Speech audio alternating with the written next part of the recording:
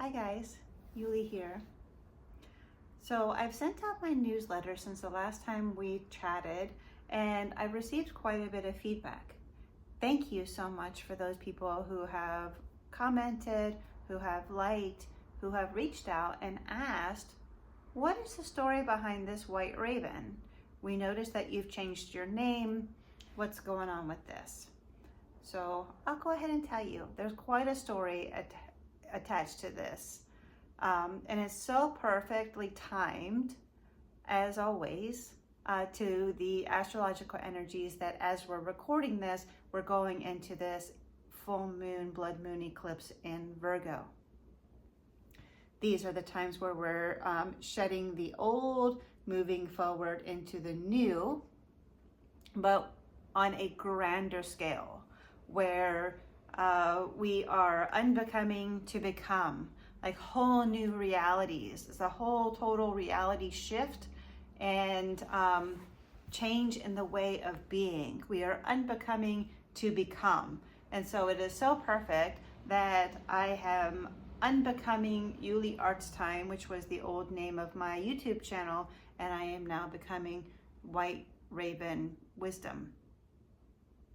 And the story behind the White Raven has to do with a sound healing that I received here in Virginia Beach, on the beach. I had just moved here from Atlanta, and I am a sound healer, and I was looking to experience some very different sound healing experiences. I had never experienced a sound healing outside. Especially one on a beach, so I could hear the waves and feel the wind on my skin, and be laying there right on Gaia, right on Mother Earth. And I've heard so much about this particular sound healer. His name is Brian Egan, and I just heard his name all around town. So I thought, okay, well, I'm going to go ahead and give it a try and see what his flavor of medicine is. And so I went and I made myself my little nest on the beach and got myself all nice and cozy, and I could hear the waves, you know, and he had big giant bowls and the gongs, and I'm checking out all his equipment because that's what us sound healers do. We kind of geek out on everybody else's equipment and look at ways of maybe, you know, collaboration, so on and so forth. Anyway, so I made myself comfy. I'm super stoked. I'm so excited about this experience. And I'm all nestled in, and we begin. So I closed my eyes. I had my blankie pulled up over me. I could hear the waves crashing up on the shore, and he begins with chanting, and immediately, I snap into a journey. It's like a shamanic journey. His flavor is very shamanic, kind of similar in some ways to my own. So I felt very at home with this flavor of medicine.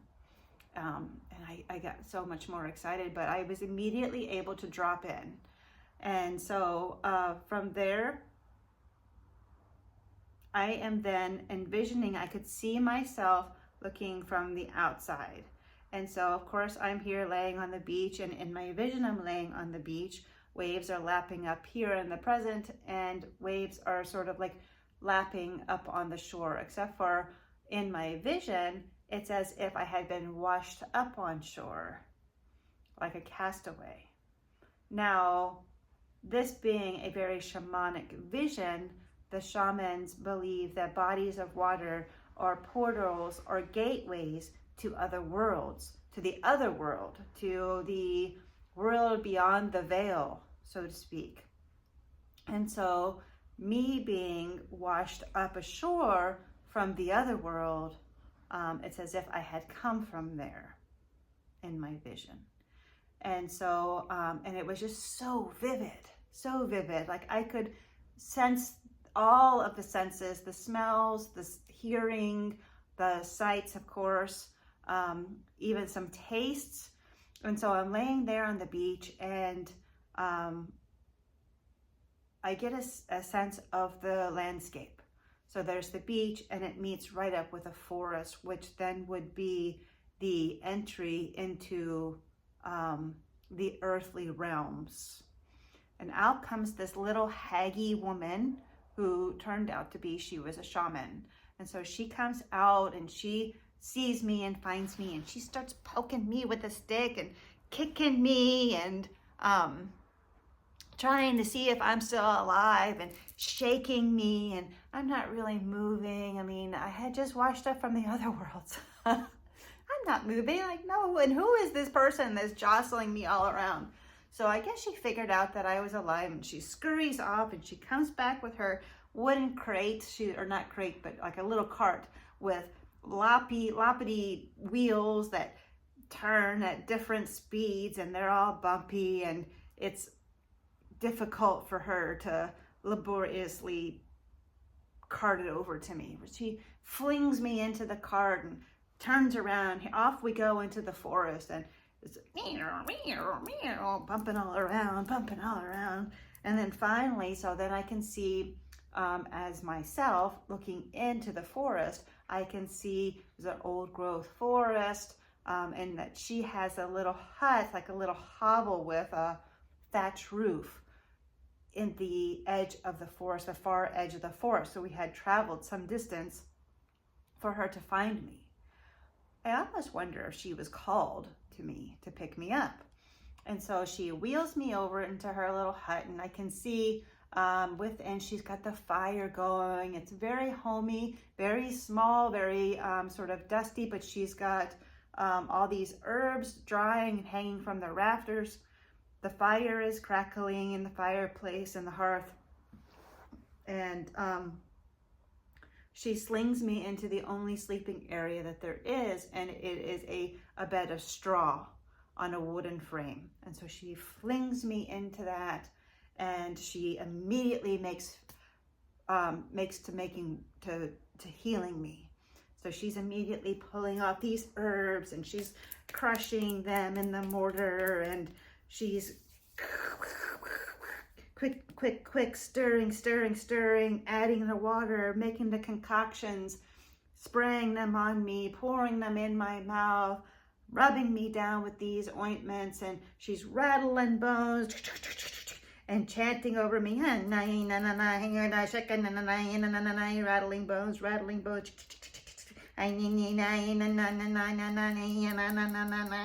like, she is really going at it. She's really going at it. And this carried on for seemed like quite a few days. And then eventually, after many days of her tirelessly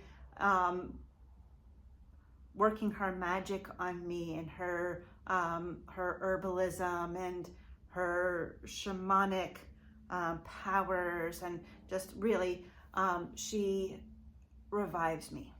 And so I come to, and she, she didn't speak English. And so she sort of like motioned for me to sit up or whatever. And she gives me a cup of tea, and it tasted absolutely terrible. It smelled vile.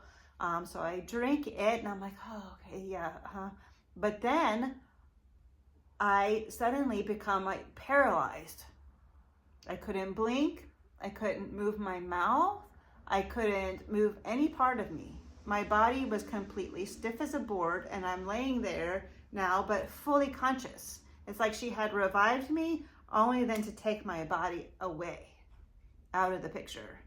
And I was really confused about this, but I just, continued to breathe and moved through the vision.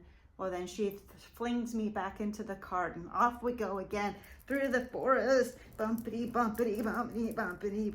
And, this time I was really conscious. And so I could feel all of this. I could feel all the bumping around, and I'm going,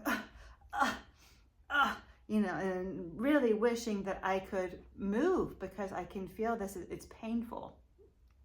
So finally we get to like the top of this cliff, and it's a grassy cliff, like in Highlander or Outlander or whatever, and the waves are crashing up, and the spray is spraying everywhere, and there's a funeral pyre of rocks, these white rocks that were gathered up. She's got a fire off sort of in the distance that's already going. She must have already made that, I don't know. But anyway, she takes me and she sets me up on top of this sort of like a wall of rocks that she has built up. And so at this point, I begin to freak out just a little bit because I've seen the movie Braveheart, and I've seen that this is exactly what they had done to send his beloved off into the spirit world, was to burn her body on these rocks. So I'm a little bit freaked out by this, but again, you know, I know that I'm in a vision, and I'm like, okay, well, let's just see where this goes. And so, you know, it's kind of like watching a movie and you know you're only halfway through the movie, so they're not going to kill off the main character halfway through, because, I mean, what's the fun in that, right? There's still more story. And so she then gets this black paste that she makes from some of the darker ashes, and she mixes it all up and everything, and she takes all my clothes off and she lathers me up. She just pastes me with this black tar-like paste all over my body, from tip of my head all the way down to my toes, to my fingertips, everything covered in this black paste. Well, then she takes the white fluffy ashes and she makes a skull face on my face, and then proceeds to make a complete skeleton on my body that is in contrast to this black paste. Well, then she again begins to wave her hands over me and waving energy in through my body and chanting again,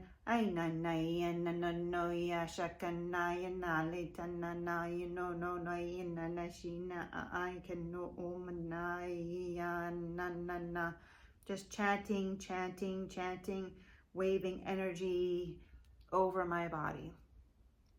Well, again, still I can't move, but I am fully conscious as to what it is that she's doing. I could feel the energy moving through my body, and I could hear her chanting, and I could hear another cart arrive.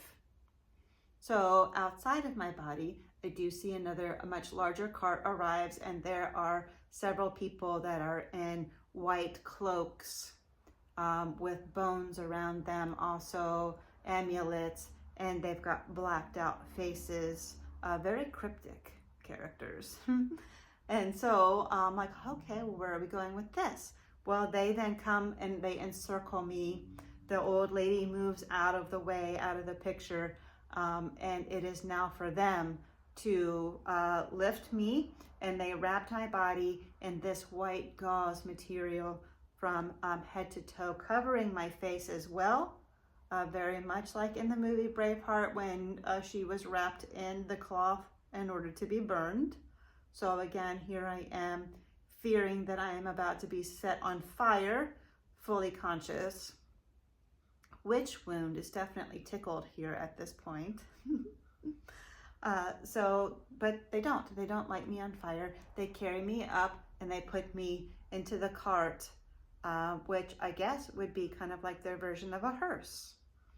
And then they wheel me up through the mountains, and we go up into the mountain trail that goes in between the mountains and up over the mountains, and it's quite the journey. And then finally we get within the mountain, there is a carved out section, like a ceremonial place, like a little amphitheater of sorts, ceremonial amphitheater with an altar in the center. They remove me from there. They carry me on sort of a gurney of branches, and they lay me pretty gingerly up onto this altar. Then again, they encircle me. They then prepare to prepare my body. So they unwrap me. They say their chants, which I don't remember what their chants sounded like. I think that would have been maybe kind of cool, but I digress. So they pour water all over me and wash off all the black tar, all the skeleton and the skull stuff. So at this point, what I'm thinking is, okay, I came from from the other world into this world. I then came into the earthly plane as this being, into the shaman, and then the shaman woman prepared my spirit and sort of nursed me back to health. So she was the catalyst for me to be in the unbecoming of who I was, of the smaller self, to become that of a higher octave. Because then it was the priests and priestesses of this higher divine order that had then carried me up into the mountains, which in the mountains it's up on high, so it's like another octave. It's up into divinity. It's into like more of a spiritual realm, and of it's so hard to describe. And so anyway, what they had then done was it was a ceremony of preparing my body and preparing me to find out who I am and to remember who I am. So they washed me all off, and then they anointed me with oils, and they did their chants. Then they clothed me in white silken linens, like a cloak with a hood, and there I laid until after they did more magic on me, and the crowd had built. There was a lot more people then, and at some point I then took a deep breath and I came to, and everybody else gasped as well.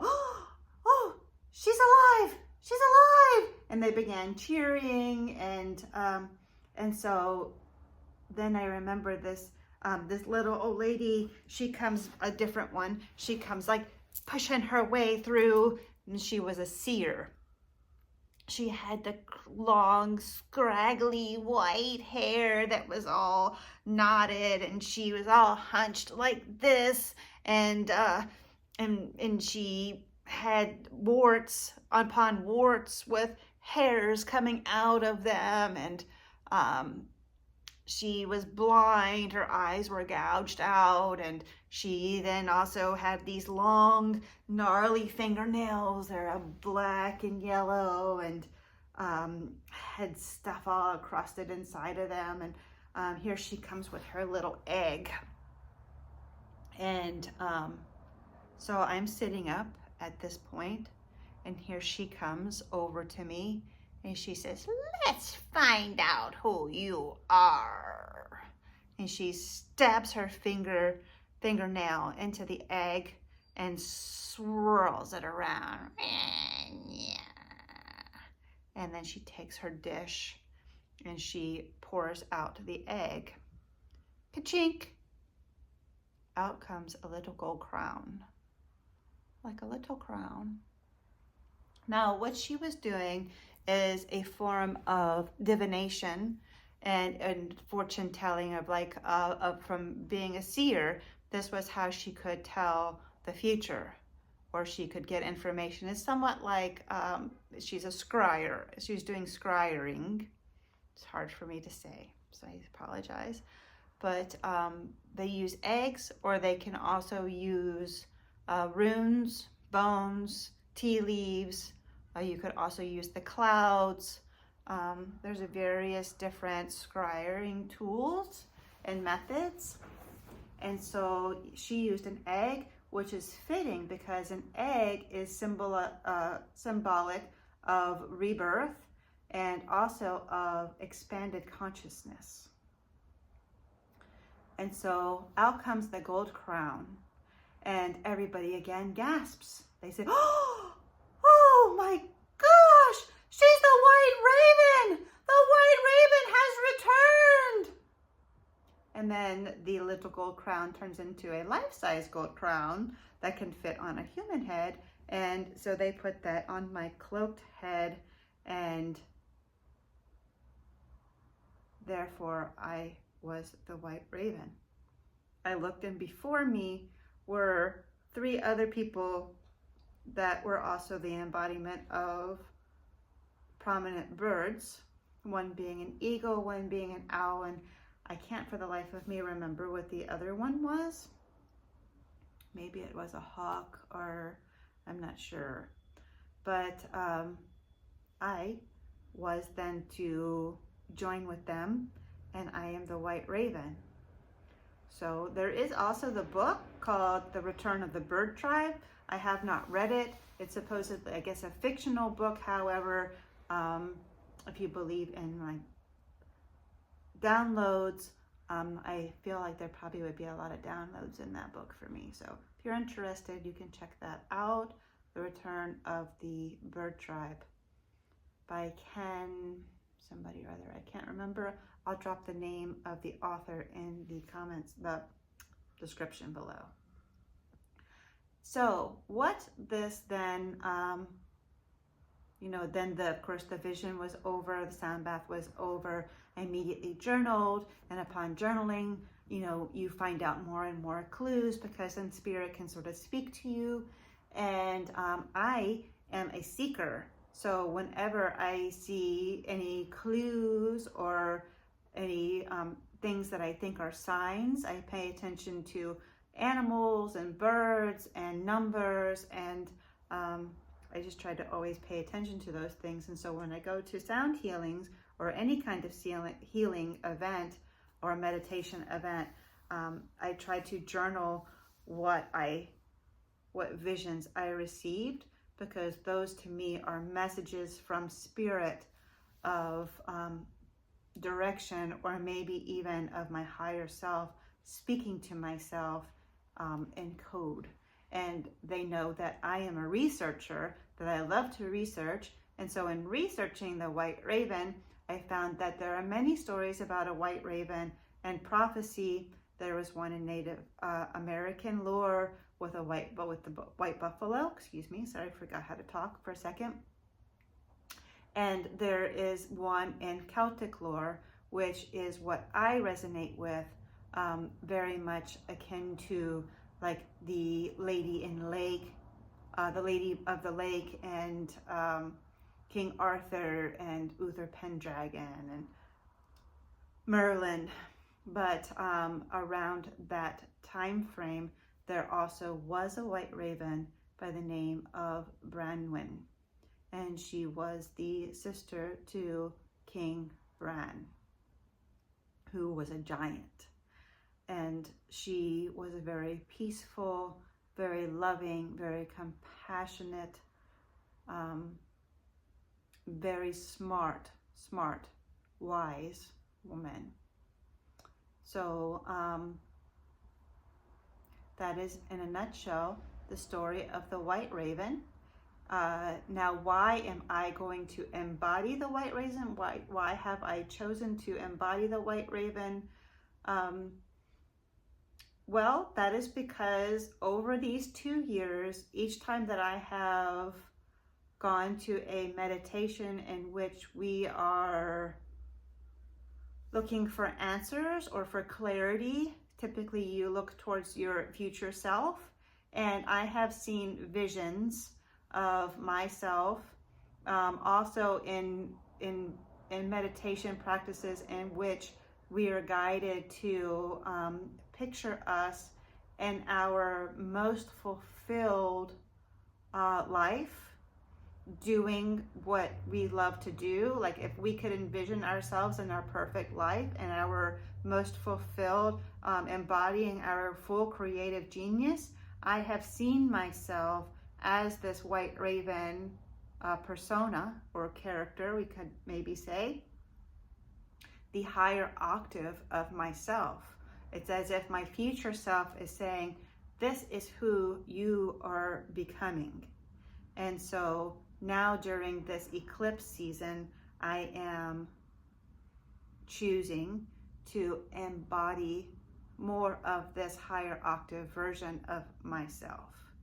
I have already begun painting my face for my sound journeys and wearing feathers in my hair, and I had made myself already a white cloak, albeit not as superb as in my visions, but it was the beginning steps. And any type of little tiny change that you make is still a change that could send ripples along through your timeline to create and manifest the bigger picture. And so now, with the energy of this eclipse basically being like a giant wave, that if you caught this wave just right, like a surfer, and you were putting forth the effort and the true intention and the action behind your wanting to change, wanting to be a bigger expression of yourself, then it could be the catalyst. It could propel you forward into that reality. And so that is exactly what I'm doing. It's kind of also along the lines of fake it until you make it. And so if I now embody this character of the White Raven, so she is, in my vision, she is royalty, and she is sovereign, and she is a real badass, and she's fearless, and she's super talented. And yeah, I want to be that person. I want to be that character. And so now, moving forward, I ask myself, whenever I'm making a decision, I discern and I say, okay, well, in this decision, what decision would Yuli make? And then I say, well, what decision would the White Raven make? And then I say, okay, well, the White Raven would say this. And so that is now what I choose to do. I now choose to make my decisions from that place, from that greater expression of myself. It's still me, it's still my authenticity. I'm still Yuli, and dear one, brighter than 1,000 suns. But now I am bringing forth my creativity as a gift to the world. I am bringing forth my healing abilities as a gift to the world. I am bringing forth all of the wisdom that Spirit has shared with me over these many years. And I'm no longer just keeping that for myself. I am now sharing that with everybody for the greater good of the collective. And so I hope that this story and this message can inspire you to also step into your muchness, into your power, into your sovereignty, help you to dream about who you wish to become, what's like superhero character that you could realistically embody. So with that, I will leave you with that message. If you liked this message, give me a thumbs up. Just mash that little thumb. And if you want to hear more and you want notifications, go ahead and ring that little bell, that subscribe button, and you'll get all of that good stuff. I will be starting my Patreon soon that will offer a lot more different variety of treats and gifts and offerings. I'm very excited about that coming around the bend. And we'll see what else this eclipse will propel us into. With that, I bid you adieu. I love you all so very much. I'm grateful for you tuning in, listening to this full message. If I can improve in any way, or you have suggestions, feel free to comment below. Until then, take care. Sound blessings. I love you.